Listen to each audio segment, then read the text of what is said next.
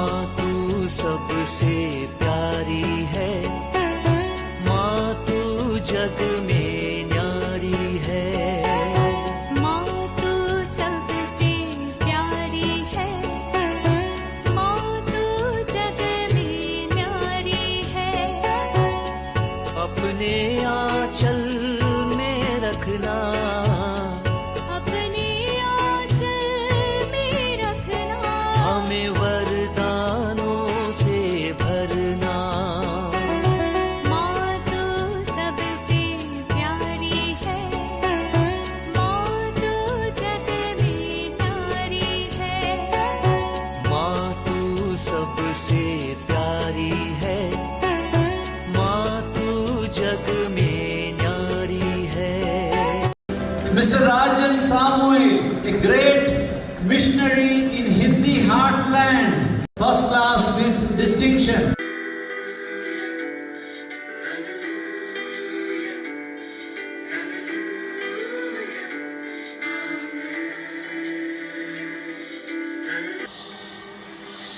पिता, पुत्र और पवित्र आत्मा के नाम पर आमीन। आप सबों को जय यीशु। हम लोग बाइबल कोर्स में आज से संत योहन का सुसमाचार पढ़ना शुरू करेंगे। नए विधान में अभी तक हम लोगों ने मत्ती का सुसमाचार, मार्कुस और लूकस का सुसमाचार को सीखा। उन तीनों सुसमाचारों को सिनोप्टिक गॉस्पल कहते हैं, सिनोप्टिक गॉस्पल, क्योंकि वो तीनों तकरीबन एक ही जैसे लिखा हुआ है। तीनों ईसा मसीह को एक यात्रा करता हुआ गलीलिया से शुरू होता है, यरूशलेम में जाकर के अंत होता हुआ, और तीनों में अनेकों ऐसा घटना है, एक ही समान लिखा हुआ, एक ही वचन जैसे लिखा हुआ भी मिलेगा। तो इसलिए उन तीनों को सिनोप्टिक गॉस्पल्स कहते हैं, लेकिन अपना कुछ न कुछ स्वयं का भी है। ये सब हम लोगों ने उन सुसमाचार को पढ़ते वक्त सीखते हुए आए। आज चौथा सुसमाचार, योहन का सुसमाचार, अन्य तीनों सुसमाचार से काफी डिफरेंट हम लोगों को योहन के सुसमाचार में मिलेगा। कुछ मुख्य खासियतें मैं सबसे पहले बता करके देना चाहूंगा। इन चारों सुसमाचार में सबसे बड़ा जो प्रस्तावना, प्रोलोग लिखा हुआ सुसमाचार है योहन का सुसमाचार। इतना बड़ा प्रस्तावना किसी और सुसमाचार में नहीं है। 1, 2 या 4 शब्दों में खत्म होता है, लेकिन इसी के अंदर 18 वचनों तक योहन का सुसमाचार अध्याय 1 वाक्य 1 से 18 तक, इन 18 वचन प्रोलोग में आता है, प्रस्तावना में आता है। वो भी एक गीत है, गीत के रूप में। और उस प्रस्तावना हम लोग जब अंदर के विषय में जब सीखना शुरू करेंगे, उस प्रोलोग में भी काफी खासियत है, वो सब हम लोग बाद में सीखेंगे। दूसरी बात है, संत योहन ने अपने सुसमाचार लिखा, जो लोग इसको पढ़ेंगे उनके जीवन में एक परिवर्तन होना है, इस लक्ष्य को रख करके उनके जीवन का फॉर्मेशन को एक पश्चाताप उनके हृदय में आवे, और इस सुसमाचार पढ़ करके उनके जीवन में एक बदलाव आए। इस लक्ष्य के साथ योहन ने इस सुसमाचार को लिखा। विशेष रूप से मनुष्य के सामने एक चैलेंज इसके द्वारा आता है। इन वचनों को स्वीकार करना है या नहीं करना है। ईसा मसीह को मुक्तिदाता के रूप में स्वीकार करना है कि नहीं, या पूर्ण रूप से को छोड़ना। दो ही ऑप्शन है, स्वीकार करो नहीं तो बिल्कुल छोड़ दो। इसी प्रकार एक प्रकार का चैलेंजिंग जो सुसमाचार है योहन का सुसमाचार। यदि ईश शास्त्र की ओर इसका हम लोग ध्यान दें तो इतना अधिक गहराई में ईश शास्त्र सिखाने वाला बाकी जो तीनों सुसमाचार हम लोगों ने सीखा, इतना गहराई से हम लोगों को उसके अंदर सीखने के लिए नहीं मिलेगा। इसका मतलब है सबसे ज्यादा ईश शास्त्र को गहराई से सिखाने वाला व्यक्ति है संत योहन। दूसरा है इनका क्रिस्त केंद्रित एक लिटरेरी स्ट्रक्चर है। क्रिस्त को सामने रख करके फिर वर्णन करते हुए जाना, इस प्रकार के एक जो लिटरेरी साहित्य रीति इसमें हम लोगों को देखने के लिए मिलेगा। और कलीसिया के विषय में एक्लेसिया बहुत ही सुंदर तरीके से एक अलग नजरिया से कलीसिया को देखने वाला एक व्यक्ति है योहन। उसके साथ साथ यदि कलीसिया है, लिटर्जी भी है। इसके अंदर कई ऐसा अध्याय है उस लिटर्जी के आधार पर लिखा हुआ है। आराधना, क्रिस्तीय आराधना, इसके अंदर आराधना का अनुष्ठान, कुछ पर्वों को मनाना, इस प्रकार का अनेकों चीजें हम लोगों को इस योहन के सुसमाचार के अंदर पढ़ने के लिए मिलेगा। अन्य सुसमाचार से बढ़कर के, जैसे मैंने लूकस के सुसमाचार में भी बताया, स्त्रियों को ज्यादा महत्व देता हुआ, लेकिन योहन के सुसमाचार का एक खासियत यह है, योहन के सुसमाचार में शुरू से लेकर के अंत तक स्त्रियों को महत्व देता हुआ और उनके द्वारा कुछ ना कुछ करता हुआ हम लोग पा सकते हैं। भाषा शैली को देखो, अनेकों प्रतीकों के द्वारा वर्णन करने का एक तरीका, ये सब इसके अंदर एक अलग ढंग से हम लोगों को पढ़ने के लिए मिलता है। पवित्र तृत्व का, होली ट्रिनिटी का हम लोग बहुत ही अच्छी तरीके से पवित्र तृत्व के विषय में सीखने के लिए इस योहन का सुसमाचार उपयोगी है।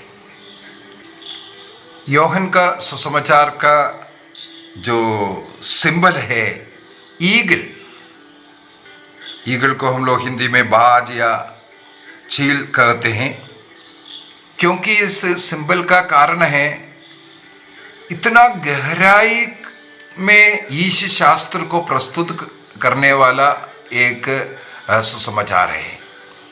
जैसे जो ईगल है, बाज जो है, बहुत ही ऊंचाई में जाते हैं और उसका आंखों से जो जमीन पर रेंगने वाले छोटे छोटे प्राणी भी उसको नजर आता है, बहुत ही ऊंचाई से नीचे की चीजों को देखने वाला। इसी प्रकार हमें ईश शास्त्र के ऐसे गहराई में लेकर के जाते हैं, हाँ, या ऊंचाई में लेकर के जाते हैं, हमें कई चीजें बहुत गहराई से समझने के लिए मददगार है। जैसे चारों सुसमाचार में मैंने बोला था, हर सुसमाचार का अपना अपना एक सिंबल रहता है। जैसे मत्ती का सुसमाचार में जो पंख वाला एक मनुष्य को दिखाता है, ईसा मसीह को ईश्वर का पुत्र, मानव पुत्र, इस प्रकार जो बुला रहा है, इसलिए ऐसा सिंबल को रखता है। और यूदा के शेर मार्कुस के सुसमाचार में लायन को दर्शाता है। और लूकस मंदिर से शुरू होकर के मंदिर में समाप्त होता है, और बिली इसका जो सिंबल ओक्स को सिंबल करता है। तो चारों सुसमाचार को एक एक सिंबल, ये भी मैंने बोला है, प्रकाशना ग्रंथि में भी पढ़ने के लिए मिलता है, और एसेकिएल के ग्रंथि में भी ये सिंबल हम लोगों को पढ़ने के लिए मिलता है। तो योहन के सुसमाचार में बहुत ही गहराई में हम लोगों को जब पढ़ना शुरू करेंगे पता चलेगा, ईश शास्त्र बहुत ही अच्छा गहराई से हमें सिखाते हैं। योहन का सुसमाचार लिखने का क्या लक्ष्य है? क्यों योहन ने इस सुसमाचार को लिखा? हर सुसमाचार का, मत्ती का मैंने बोल करके दिया, मार्कुस का, लूकस का, इसी प्रकार योहन का सुसमाचार का लिखने का लक्ष्य योहन के सुसमाचार में ही लिखा हुआ मिलेगा। योहन का सुसमाचार अध्याय 20 वाक्य 30 और 31 के अंदर समापन बोल करके जो लिखा हुआ वो बात हम लोगों के लिए इसका लक्ष्य, इस सुसमाचार लिखने का क्या मतलब है वो उत्तर देता है। इसको प्रोग्रामेटिक टेक्स्ट ऑफ जॉन भी कहते हैं। प्रोग्रामेटिक टेक्स्ट ऑफ जॉन, संधि योहन का सुसमाचार पढ़ने वालों को इसको लिखने का क्या उद्देश्य है वो योहन स्वयं हमें बता करके देता है। मैं थोड़ा सा पढ़ लेता हूं। ईसा ने अपने शिष्यों के सामने और भी बहुत से चमत्कार दिखाए। ये योहन अपनी ओर से टिप्पणी के रूप में लिख रहा है, जिनका विवरण इस पुस्तक में नहीं दिया गया है। इनका ही विवरण दिया गया है, जिससे तुम विश्वास करो कि ईसा मसीह है, ईश्वर के पुत्र है, और विश्वास करने से उनके नाम द्वारा जीवन प्राप्त करें। तो योहन का सुसमाचार लिखने का उद्देश्य है पढ़ने वालों को यीशु क्रिस्त में विश्वास आ जाए। ये विश्वास आए कि पुराने विधान में जिस क्रिस्त के विषय में भविष्यवाणियां हुआ वो क्रिस्त यीशु है, और यीशु ईश्वर का पुत्र है, और यीशु नाम में विश्वास करने के द्वारा मनुष्य को, जो पढ़ने वाले व्यक्ति को मुक्ति मिल जाए। एक बार और बोल कर दोनों, योहन का सुसमाचार लिखने का यही उद्देश्य है कि पढ़ने वालों को ईसा मसीह में विश्वास आए। ये विश्वास आए कि वह पुराने विधान में जिसके विषय में, मसीह के विषय में जो घोषणा किया है वो मसीह यीशु है, और यीशु ईश्वर का पुत्र है। इस प्रकार यीशु में विश्वास करने पर हम लोगों को मुक्ति मिल सकता है। तो मनुष्य को मुक्ति मिलने के लिए क्रिस्त में विश्वास करना है। उस विश्वास में लाने के लिए ही योहन ने अपना सुसमाचार का रचना किया। इसका मतलब योहन ने अपना सुसमाचार लिखने का लक्ष्य को योहन का सुसमाचार अध्याय 20 वाक्य 30-31 के अंदर, विशेषकर 31 के अंदर ये बता करके देता है। दूसरी बात, योहन का सुसमाचार लिखने का कौन से समय पर कब लिखा गया? इस योहन के सुसमाचार को पढ़ते वक्त ये लिखने का समय कब हो सकता है, हम एक अनुमान लगा सकता है। कैसे अनुमान लगा सकता है? इसके अंदर ऐसे कुछ बातें लिखा हुआ है। यदि कोई ईसा मसीह को स्वीकार कर देगा या यीशु क्रिस्त स्वर्ग से आया ये स्वीकार करेगा, तो यहूदी महासभा से ऐसे लोगों को निकाल देता था। इस प्रकार का एक नियम यहूदी लोगों में आया। उस नियम का नाम है बिरकत हमनीम।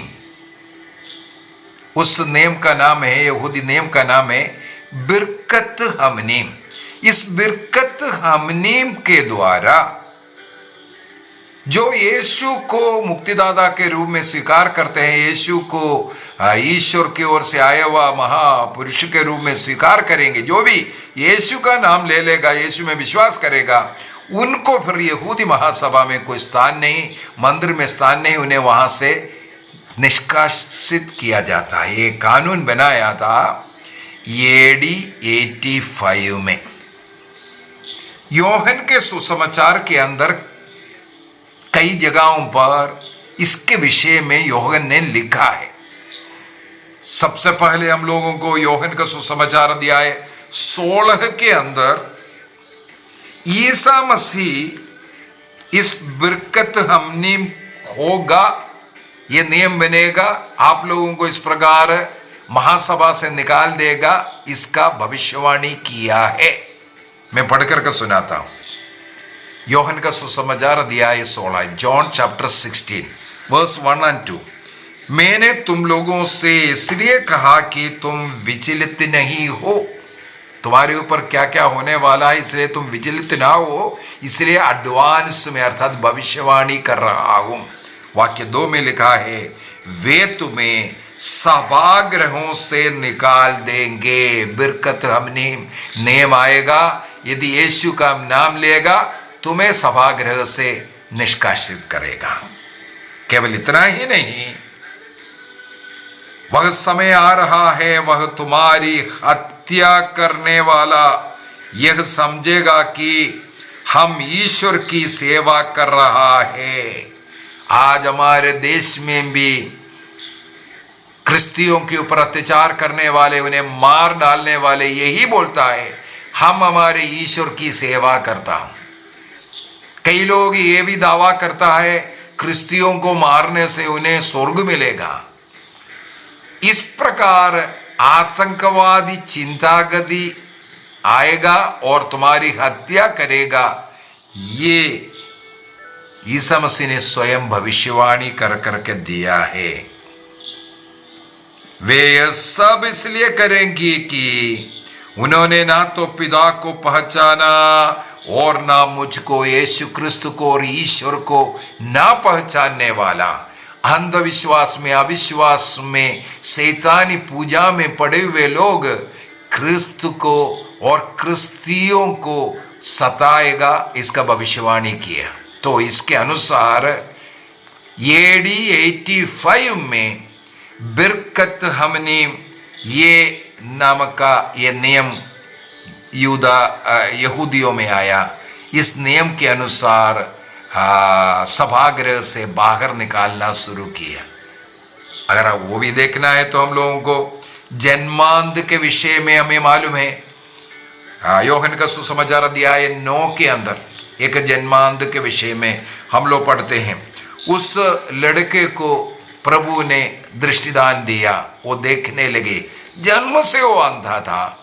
उस लड़का जब देखने लगे तब इन्हें महासभा लेकर के गया। महासभा में सवाल ये सब पूछना शुरू किया। तब उनके उस लड़के का माता पिता से पूछना शुरू किया कैसे हैं।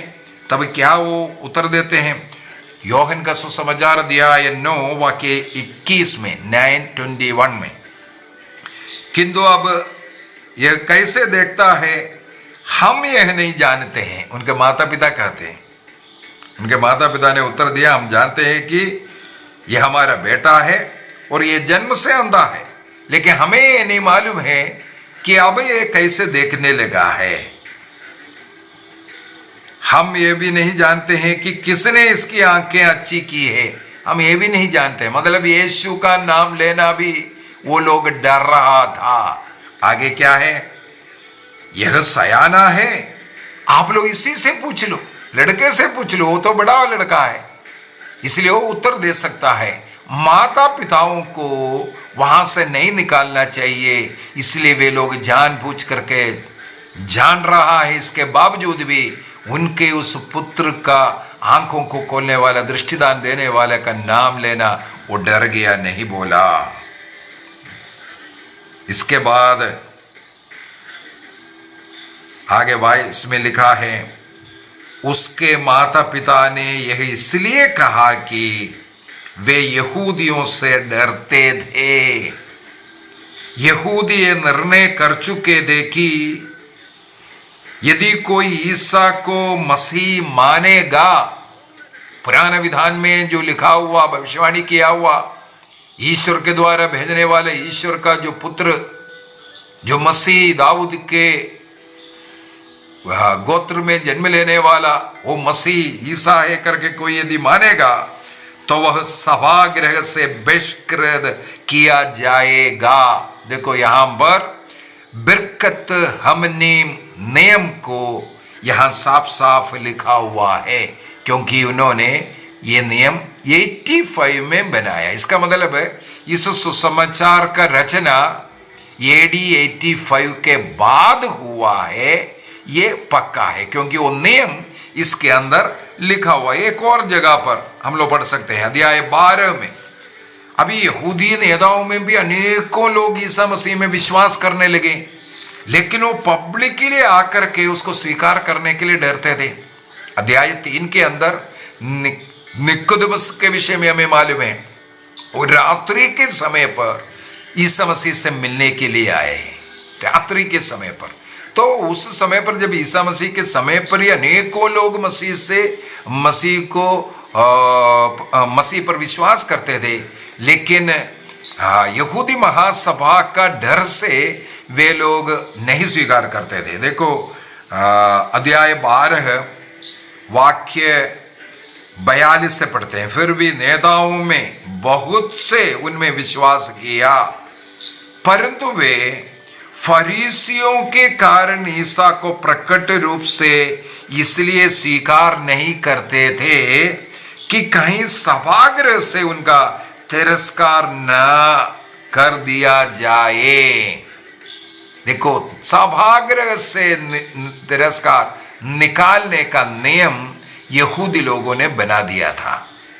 उस नियम का नाम है बिरकत हमनीम। इस नियम बनने के बाद इस सुसमाचार का, यूहन्ना का सुसमाचार का रचना हुआ है। इसका मतलब रचना काल बिरकत हमनीम, ये नियम के बाद उन लोगों ने ये नियम, यहूदी लोगों ने इस नियम बनने के बाद इसकी रचना किया।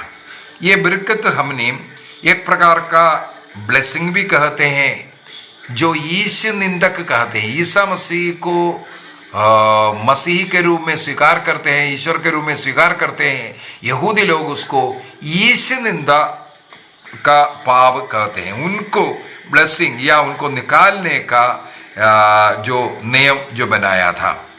अमीदा नामक जो प्रेयर बुक है, उसी के अंदर ऐसे जो हेरेटिक्स, ईसा मसीह में विश्वास करने वाले पाषंडता में पड़ गया, ये बोल करके उनके लिए प्रार्थना करने के लिए भी लिखा हुआ। उसको भी बरकत हमने कहते हैं, उनको निकाल देगा।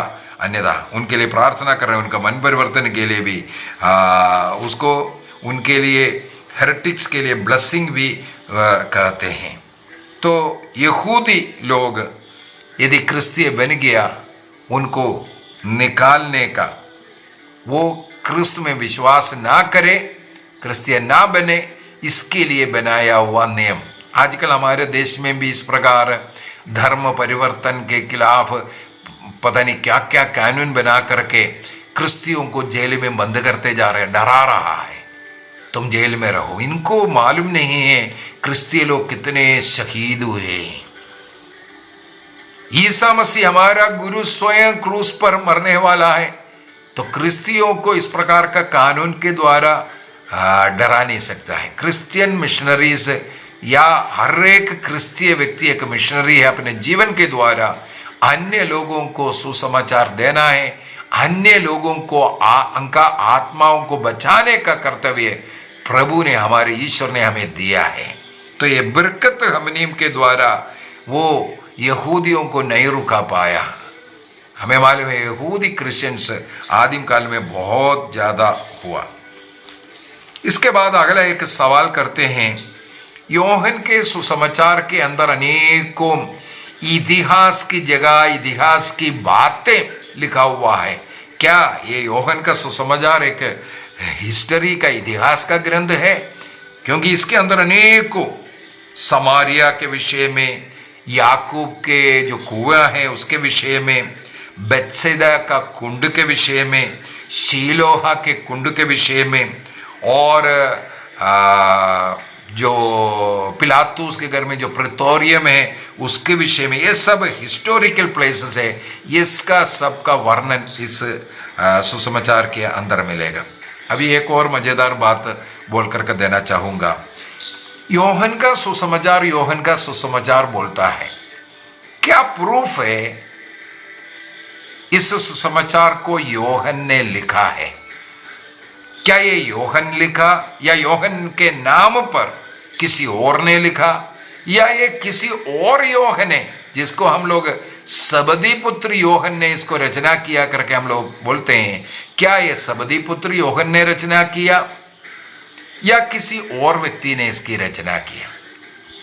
यूहन्ना का सुसमाचार का रचना काल 85 के बाद है, और यह भी कहा जाता है 110 तक, क्योंकि यूहन्ना के मृत्यु के उस समय, उसके बाद का वो जो समय है, उस पीरियड तक इनका रचना काल भी माना जाता है। इतना 20-25 वर्षों का ये पीरियड देने के पीछे भी एक उद्देश्य आगे मैं उसको भी बता कर दूंगा। सबसे पहले सबदी पुत्र यूहन्ना ये पूरा सुसमाचार नहीं लिखा है, इसका प्रूफ सुसमाचार से ही मिलेगा। उदाहरण के लिए जैसे मैंने अभी यूहन्ना का सुसमाचार अध्याय 20 का वाक्य 31 को बोला था, वहां पर इस यूहन्ना का सुसमाचार का समापन हो रहा है, समापन हुआ। इसके बाद अध्याय 31 भी आ गया, उसमें जोड़ करके परिशिष्ट बोल करके एक अध्याय और जोड़ा, और उसका भी एक समापन आखिर में मिलेगा, उपसंहार बोल करके। यही एक प्रूफ है। इसका मतलब यूहन्ना के सुसमाचार में कुछ एडिशन हुआ है। तो बाइबल पंडित लोग आजकल वर्ड एक एक शब्द को पढ़ करके उसका लिखने का ढंग, अन्य अध्यायों में क्या लिखा है, ऐसे इससे बहुत थorough टीचिंग स्टडीज आजकल चल रहा है। विशेषकर ये कंप्यूटर युग के अंदर ये बाइबल का बहुत गहराई का पढ़ाई चल रहा है। इसलिए अब बाइबल पंडितों का मत है संत यूहन्ना ने अवश्य इसके अंदर लिखा, सबदी पुत्र यूहन्ना ने अवश्य इसका कुछ भाग लिखा, लेकिन उसके साथ अनेकों यूहन्ना स्कूल के द्वारा, यूहन्ना स्कूल माने यूहन्ना का डिसाइपल्स, यूहन्ना से जो सुने हुए लोग, और यूहन्ना की शिक्षा प्राप्त अनेकों लोग हैं, उसको हम लोग यूहन्ना के स्कूल कहते हैं।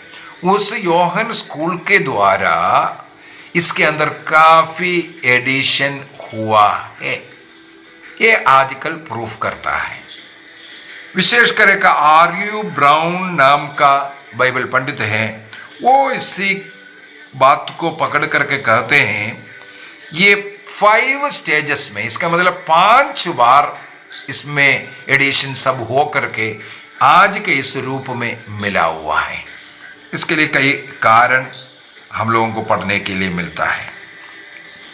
यूहन्ना के सुसमाचार के अंदर एक लिखने वाले का एक और खासियत यह है, किसी भी सुसमाचार लेखक ने अपना नाम नहीं लिखा, लेकिन इस सुसमाचार के अंदर बार बार एक शब्द मिलते हैं हम लोगों को पढ़ने के लिए। सबसे पहले यूहन्ना का सुसमाचार अध्याय 13 वाक्य 23 में हमें मालूम है ईसा मसीह जो अंतिम बिहारी नहीं है, वहां पर अध्याय 13 के अंदर भोजन पर बैठ रहा है। सुसमाचार के अंदर ईसा मसीह ने शिष्यों के साथ भोजन के लिए बैठा, ईसा मसीह ने शिष्यों का पैर धोना, ये सब जो घटना जहां हुआ, वहां पर ईसा मसीह इन शिष्यगणों में से कोई उन्हें पकड़ाने के विषय में कहते हैं। वहां पर क्रिस्त के साथ एक शिष्य बैठा हुआ था, वाक्य 23 में जाते हैं। ईसा का एक शिष्य जिसे वे प्यार करते थे, उनकी छाती के सामने लेटा हुआ था। तो पेत्रुस उससे बोल रहे हैं, पूछो पूछो कौन है कर करके। तो पेत्रुस रिकमेंडेशन करवा रहा है, थोड़ा ईसा मसीह से पूछ लो, क्योंकि ईसा मसीह उसे बहुत ज्यादा प्यार करते थे करके यहां पर वो स्वयं साक्ष्य देता है। इसका मतलब वो व्यक्ति इस बाइबल का रचना किया।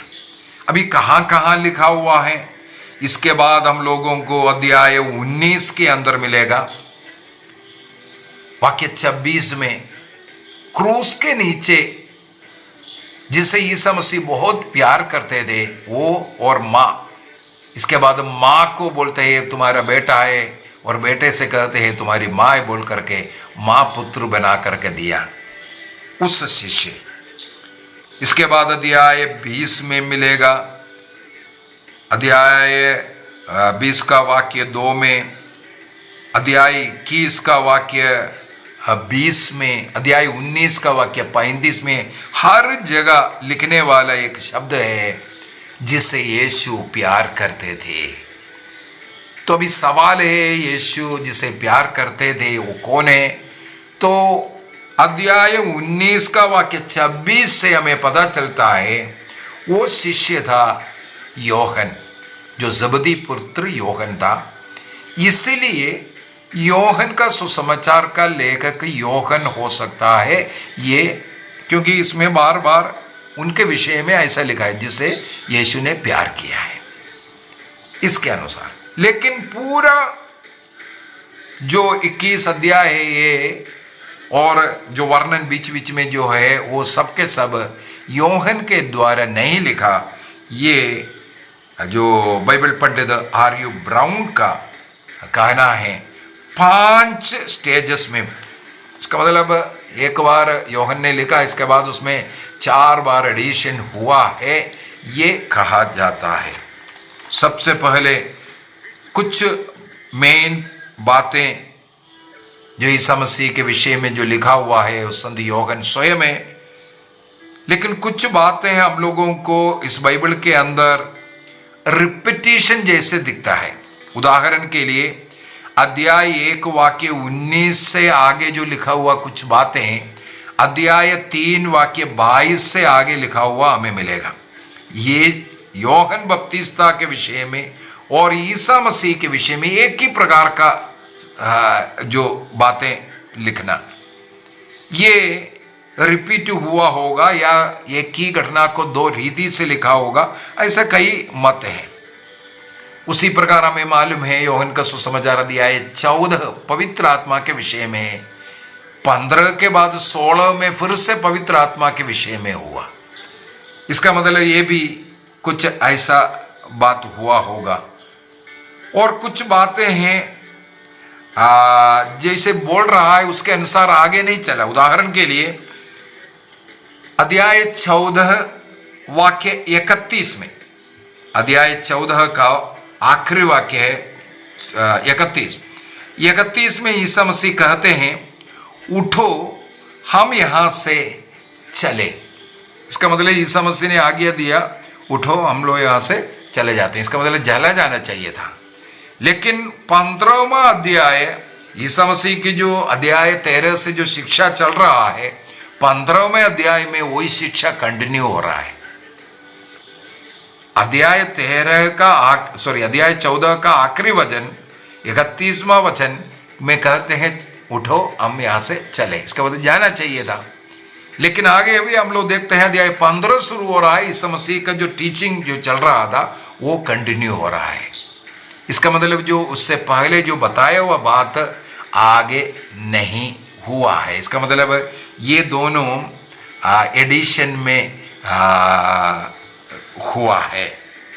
इसी वजह से इस प्रकार का कई डिफरेंस हम लोगों को पढ़ने के लिए मिलेगा, देखने के लिए मिलेगा। इसका क्या कारण हो सकता है, ये भी बाइबल पंडित लोग बोलते हैं। आदिम काल में पपीरस के पेपर में लिखता था, एक पन्ना होता था वो, या चमड़े में लिखा जाता था। इनको पूरा एक के ऊपर एक इकट्ठा करता है, उसको हो सकता है एडजस्ट करने के टेम्पर। जैसे उदाहरण के लिए अध्याय 14 में पवित्र आत्मा के विषय में है, 15 बीच में जो ये पत्तों को एडजस्ट करते करते गलती से 15 इसमें घुस गया, कंटिन्यू था 16, वो 16 के बीच में 15 आकर के घुस गया। ऐसा भी हो सकता है, ये भी बाइबल पंडितों का कहना है, क्योंकि पपीरस और चमड़े में लिखा हुआ था, उसको लाइन लगाते वक्त ऐसा हो सकता है।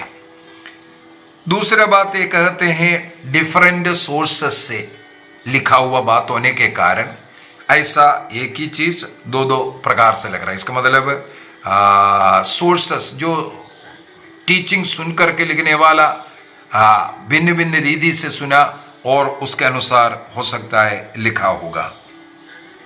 और जिस प्रकार हम लोगों ने अभी देखा जो आर्यू ब्राउन के समान ये 5 स्टेजेस में ये सुसमाचार पूरा होकर के मिला होगा। पहला, जैसे ट्रेडिशनल मटेरियल्स में जो लिखा हुआ संत योहन के द्वारा जो रचना किया था वो वाला भाग। इसके बाद योहन के स्कूल जो है, योहन के ही रीति से, क्योंकि योहन से सुना है, उसमें वो कुछ न कुछ ऐड किया है।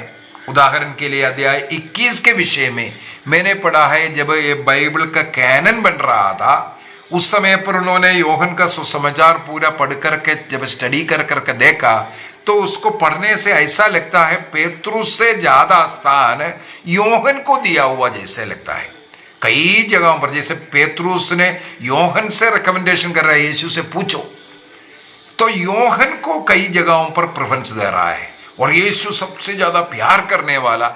इस प्रकार का अनेकों बातों के द्वारा ऐसा व्यतीत होता है कि योहन बड़ा है पेतरुस से भी, इसलिए वहां पर जो पेतरुस से संबंधित कुछ बातें उसको भी ऐड करने के लिए कहा गया। इसलिए अध्याय 20 में खत्म हुआ था, अध्याय 21 को फिर से ऐड किया गया। एक और घटना लिख करके या लिखा हुआ रखा, उसको उसके साथ जोड़ना पड़ा अध्याय 21 के रूप में। हमें मालूम है अध्याय 21 पेतरुस को जो मेमने को चराने का, भेड़ों को चराने का जो अधिकार जो देने वाला, वो घटना उसके अंदर है। इसका मतलब पेतरुस ही कलीसिया का मुखिया है, ये अध्याय 21 के अंदर साबित करके तब योहन का सुसमाचार को फिर कंप्लीट किया करके कहा जाता है। इस प्रकार का योहन के स्कूल के द्वारा योहन ने सबसे पहले लिखा, इसके बाद योहन का स्कूल ने जो लिखा हुआ, इसके बाद एक और एडिशन हुआ होगा, कुछ यहाँ वहाँ का जोड़ करके या घटा करके। इसके बाद सेकंड एडिशन हुआ और लास्ट में जो कैनन बनने के समय पर इस प्रकार का एक फाइनल रूप हुआ। ये आर्यू ब्राउन का जो बाइबल पंडित है उनके स्टडी में वो सिखाते हैं। इस प्रकार का 5 जो एडिशन हुआ है करके। एक प्रोटेस्टेंट जो थियोलॉजियन है उनका नाम है वुल्टमान। उनका कहना है जब कैनन बनाते वक्त हो सकता है कलीसिया ने कई चीजें उस समय पर भी यहाँ पर ऐड किया होगा ये सुसमाचार में, इसी वजह से ये प्रकार का जो कुछ प्रॉब्लम्स हम लोगों को दिख रहा है। कुछ भी हो, योहन का सुसमाचार पढ़ने में और क्रिस्त में विश्वास कर मुक्ति प्राप्त करने में यह सुसमाचार बहुत ही सहायक है।